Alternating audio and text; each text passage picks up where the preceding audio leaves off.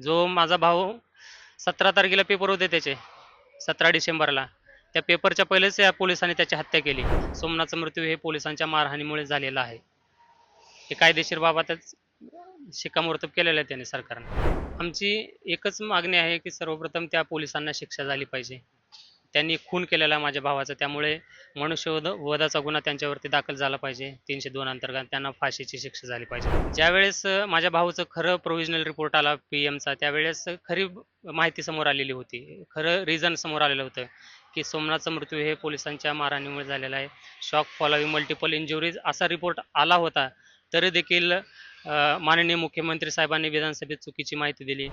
बीडच्या प्रकरणामध्ये SIT चालू केली, CID चालू केली, वाटेल ते त्यांनी पथकं तिथं राबवली.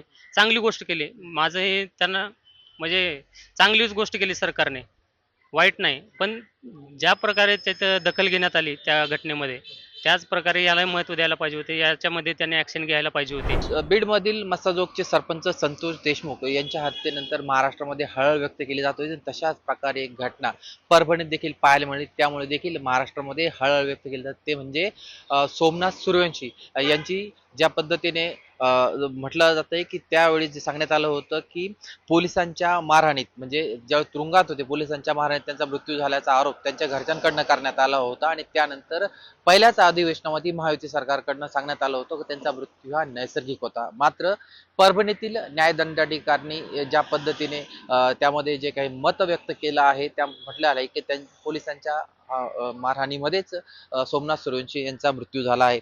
या संदर्भात सविस्तर बोलण्यासाठी सोमनाथ सूर्यवंशी यांचे बंधू प्रेमनाथ आपल्यासोबत आहेत. प्रेमनाथजी, लेट्सअप मराठीमध्ये तुमचं प्रथमतः स्वागत आहे.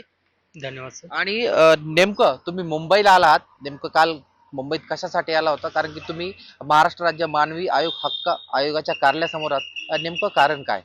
आम्ही मानवी हक्क आयोगाकडे आमचं कारण हे केलं होतं.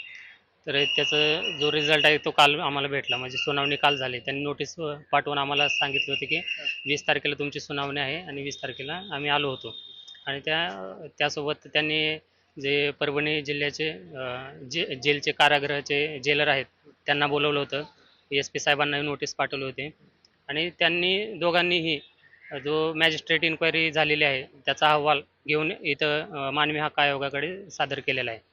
काय तो अहवाल आहे? कारण की माध्यमांमध्ये बातम्यांमध्ये येतं, पण नेमकं मला तुमच्याकडून ऐकायचंय नेमकं अहवालात काय म्हटलंय आणि त्यानंतर महाराष्ट्र राज्य मानवी हक्क आयोगाकडनं काय सांगण्यात आलं आहे?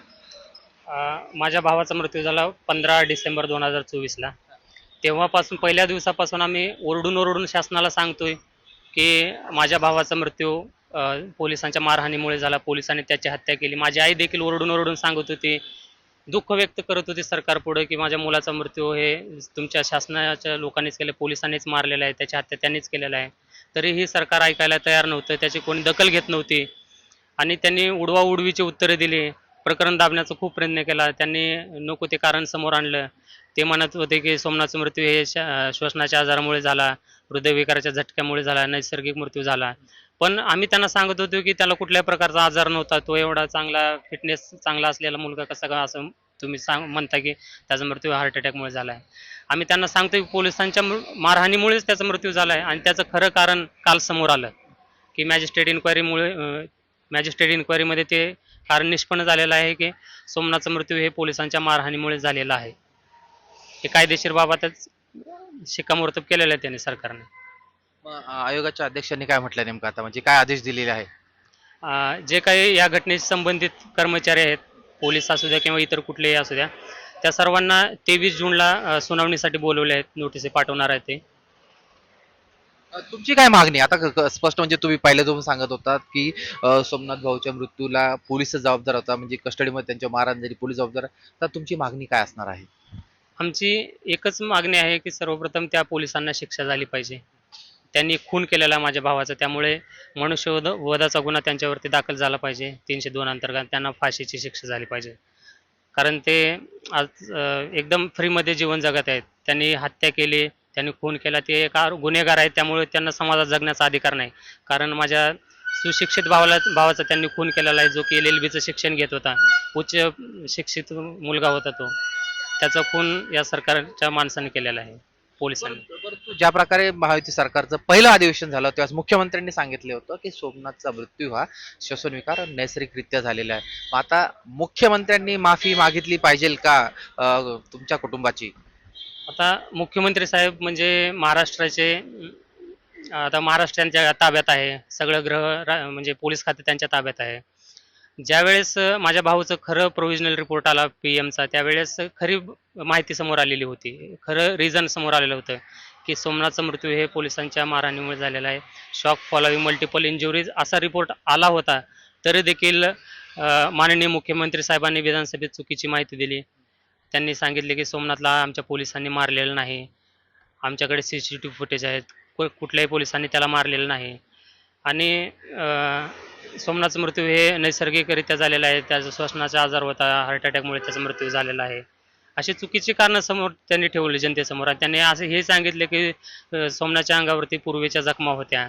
पण आता खरं कारण समोर आलंय. त्यामुळे जे काही पोलीस कर्मचारी दोषी असतील त्यांच्यावरती लवकरात लवकर त्यांनी ॲक्शन घेतलेलं पाहिजे. मुख्यमंत्री आपल्या गृहमंत्री साहेबांनी. हेच आमची मागणी आहे. माफी मागा असं आम्ही त्यांना बोलू शकत नाही, कारण हे त्यांच्या पुढे मांडू शकतो की बाबा तुमच्या पुढे आता कायदेशीर बाब आहे ना, तुम्ही कायदा मानताय, त्यामुळे कायद्यानंच तुम्हाला सांगितलेलं आहे आता की सोमनाथचा मृत्यू कशामुळे झाला. त्यामुळे तुम्ही लवकर आता दखल घेतली पाहिजे. फास्ट ट्रॅक कोर्टामध्ये चालवलं पाहिजे केस आणि त्या दोषींना शिक्षा दिली पाहिजे.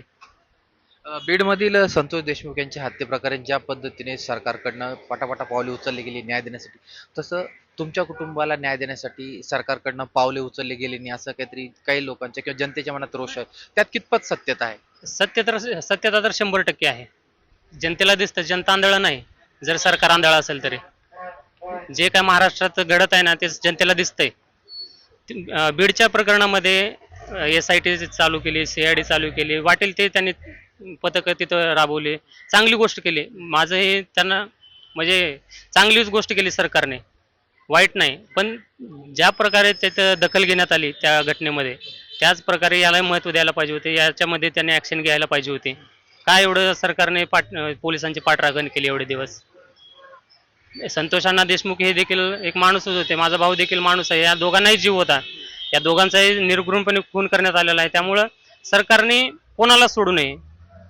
मुख्यमंत्री देवेंद्र फडणवीस तुमची इच्छा पूर्ण करत, तुमची मागणीला ते पूर्ण करत अशी अपेक्षा आहे तुम्हाला? आता आता घटना होऊन जवळपास 3-4 महिने होत आहेत. आता ते काय करू शकतात मी काय सांगू शकत नाही. पण मानवी हक्क आयोग यांच्यावरती आमचा विश्वास आहे. जे काय करतील मानवी हक्क आयोग करल. सरकार तर काय आता 4 महिने झाले, दखल घ्यायची असते ना तर सरकारने तेव्हाच दखल घेतली असते. लवकरात लवकर चौकशी केली असते आणि जे काही दोषी आहेत त्यांच्यावरती गुन्हे दाखल केले असते, त्यांना शिक्षा झाली असती. आता जवळपास 4 महिने होत आहेत तरी सरकार दखल घेत नाही. त्यामुळे आम्ही इकडे धाव घेतली मानवी हक्क आयोगाकडे. रिपोर्ट कधीपर्यंत मिळणार आहे तुम्हाला? तो जो रिपोर्ट आहे तुम्ही म्हटलात किती पानाचा आहे तो? जो अहवाल आहे मॅजिस्ट्रेट इन्क्वायरी झालेली तो 451 पेजेसचे आहे. ते सर्व गोपनीय असल्यामुळे ते अजून आम्हाला काही भेटलेलं नाही. आता फक्त प्रोव्हिजन रिपोर्ट वगैरे भेटणार आहे. बाकी त्या अहवाल मिळाल्यानंतर तुम्ही पुढचे काही पाऊल उचलणार का? जर तुम्हाला न्याय मिळाला नाही तर काय पुढची भूमिका असणार आहे तुमची? न्याय तर भेटायलाच पाहिजे आणि न्याय मिळवूनच राहणार आम्ही. कारण आम्हाला तेवढा अधिकार पण आहे. आम्ही भारताचे नागरिक आहेत. बीड, परभणी काय महाराष्ट्राच्या बाहेर नाहीत, दोन्ही महाराष्ट्रामध्येच आहेत. त्यामुळे सरकारने दोन्ही जिल्ह्याकडे लक्ष दिलं पाहिजे. परभणी तुम्ही असं म्हणजे एक चांगला सुशिक्षित मुलगा तुम्ही मारलेला आहे, अशी घटना परत परत घडायला नको आमची इच्छा आहे. जो माझा भाऊ 17 तारखेला पेपर होते त्याचे, 17 डिसेंबरला, त्या पेपरच्या पहिलेच या पोलिसांनी त्याची हत्या केली. त्याचं जे स्वप्न होतं ते पूर्ण त्यांनी तोडलेलं आहे स्वप्न पोलिसांनी. त्याला विनवणी करत होते ते पोलिसांना, माझा भाऊ साहेब सोडा माझी परीक्षा 17 तारखेला, तरी त्यांनी सोडले नाहीत. तुझी पेपर इथेच द्यायचं म्हणून ते बोलत होते. धन्यवाद तुम्ही लेट्सअप सोबत बोलल्यानंतर. निश्चितच सोमनाथ सूर्यवंशी यांच्यावर हल्ला करणारे जे जे जे असतील त्यांना कठोरातलं कठोर शिक्षा झाली पाहिजे अशी अपेक्षा सोमनाथ यांचे छोटे बंधू प्रेमनाथ सूर्यवंशी यांनी व्यक्त केला आहे. प्रशांत गोडसे, लेट्सअप मराठी, मुंबई.